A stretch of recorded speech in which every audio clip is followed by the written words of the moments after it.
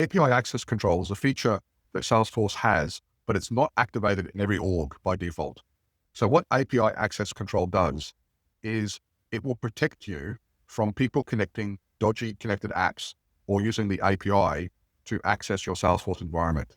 That's very important because there are so many bad actors out there today that are trying to get your data and using the API and tricking your users using phishing or vishing, as we mentioned earlier, voice phishing, is something which happens a lot.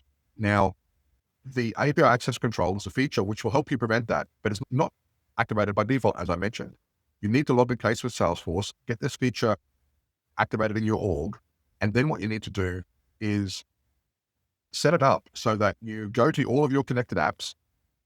You then look at them because these are apps that your users have actually installed. And by default, Salesforce is auto allow. So anybody can connect any app they want to your version of Salesforce. And that app has now got their permissions to access all the data that they can see. So this is the reason we talked earlier about minimizing data access. If you minimize data access, it means that the attack surface is a lot smaller. The data that can be extracted is a lot smaller.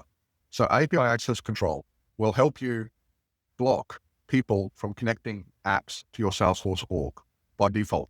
It will also stop people using just the regular connection via the API. So with that, you need to install all of there's a feature called install, and it's a bit of a misnomer. Install doesn't mean that you are actually adding the app to your Salesforce environment. What it means is you get the ability then to manage who can use it. So after the app is connected, let's say Salesforce Data Loader lets you extract all the data you can see in Salesforce. So you don't want to give that to everybody, especially users who've got a lot of access. So you should only give it to a certain number of system admins who need to do that particular work. So to do that, you install the Salesforce Data Loader app, and then you grant access to only a certain number of users using permission sets.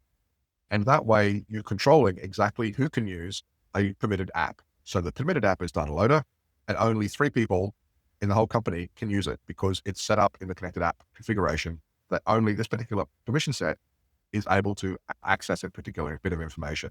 You should do that for every one of your apps that you have inside of Salesforce. There's also a good way to stop people using Salesforce mobile apps if you don't want them to. So you can actually block it by using this as well.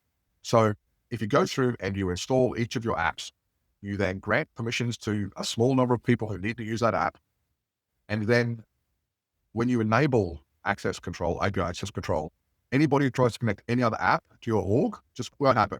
It can't happen, which means that one of your salespeople who want to use a card scanning app that is actually now stealing all that information, they can't connect it to your org. It just doesn't work.